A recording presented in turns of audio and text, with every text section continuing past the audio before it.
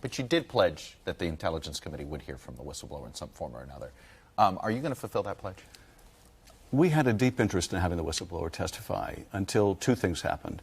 One, we were able to prove everything in the whistleblower complaint with witnesses that had first-hand information. We don't need the whistleblower's second-hand evidence anymore. One last thing on the Senate trial. Is one of the reasons you're not going to fight to try to, in the courts right now for Bolton, is that you believe there's this theory that's been on, I think, Talking Points memo, a liberal news organization, Josh Marshall.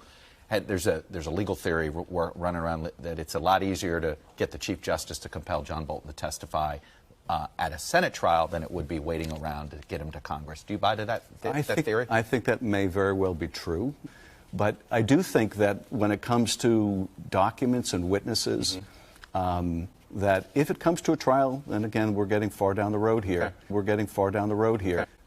that the Chief Justice will have to make a decision on requests for witnesses and documents. And so I don't envy that job. He may say that you should be a witness. They may want to call you.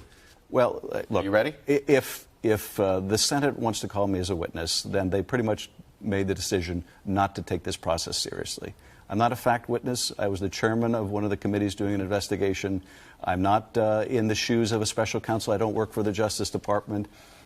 All I can relate is what the witnesses said in deposition and in the open hearings, and that's no reason to call me as a witness. If you do it the way you're doing it, which is, presuming that you impeach the president, the House Democrats vote to impeach the president, it goes to the Senate, Chief Justice John Roberts presides, and he could theoretically compel John Bolton and others to testify. I've heard that as a legal theory as to why you're doing it that way. Is there any merit to that? Well, I think there's certainly merit to the idea that we may get a quicker ruling from a Chief Justice in a Senate trial, if it ever came to that, than we would get by going months and months on and litigating the matter. So, as you know, if the president, if there is a trial in the Senate, the president will be allowed to call his witnesses as well. The Republicans will be allowed to call their witnesses as well, that probably include Joe Biden, Hunter Biden, the whistleblower. And President Trump just yesterday said that you yourself should be compelled to testify if the House moves forward and it goes to the Senate. Would you be willing to do so in the House Judiciary Committee? Would you be willing to do so in the Senate?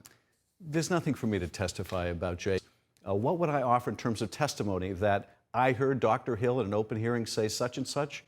That's not pertinent. You would acknowledge that there are questions you could answer about your staff having been approached by the whistleblower before he filed his complaint, and other matters, things that you could shed light on or explain. Would you refuse to go if the Senate wanted you to come as a witness? I don't want to comment on it. So your committee will come up with a report and then send it to the House Judiciary Committee.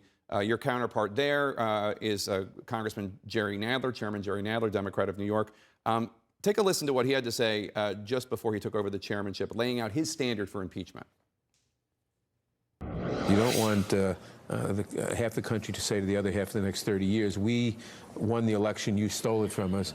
You have to be able to think at the beginning of the impeachment process, that the evidence is so clear, of offenses so grave, that once you've laid out all the evidence, a good fraction of the opposition voters will reluctantly admit to themselves they had to do it.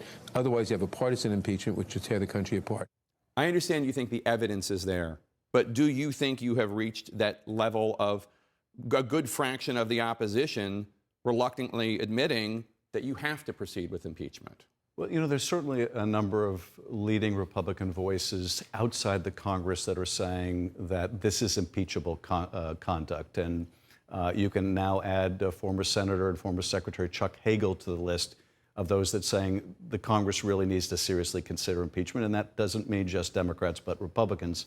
So there's a growing list of people, opinion leaders in that category. But as I mentioned before, at the end of the day, we have to decide what our constitutional duty is, even if our colleagues in the GOP and Congress have decided they're more committed to the person of the president than their constitutional duty. We're going to still have to do our duty. And even if it costs you support, Democratic support in the House of Representatives, ultimately you could lose the House, even if it means it actually makes President Trump stronger. Take a look at this ad, this poll rather, because public support hasn't really changed. And nationally, there's a narrow majority in support of impeachment. But in the battleground states, it's different.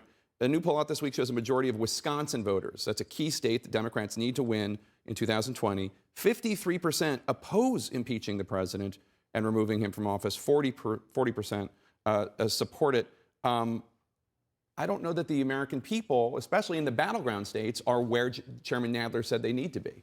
Well, look, the public support for impeachment has grown fairly dramatically in the last 2 months. So whether it is now essentially at a plateau or whether it will continue to grow or shrink, I don't think is really the question we should be asking. And once again, it sounds like you're ready to impeach President Trump, but I know you're going to talk to your constituents first.